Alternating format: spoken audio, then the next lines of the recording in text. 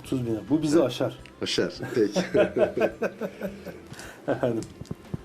Yani 30 bin liralık tespihimiz var burada. Almak isteyen olursa Sinan Erustam'a ulaşabilirler. Teşekkür ederim. Buyurun efendim.